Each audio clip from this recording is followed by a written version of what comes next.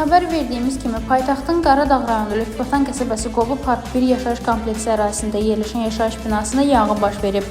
Bölgə TV Fövqəladə Hallar Nazirliyinə istinadən xəbər verir ki, yanğın nəticəsində ümumi sayısı 45 kvadrat metr olan 2 otaqlı mənzilin mətbəxinin və dəhlizinin yanar konstruksiyaları 13 kvadrat metr sahədə yanıb.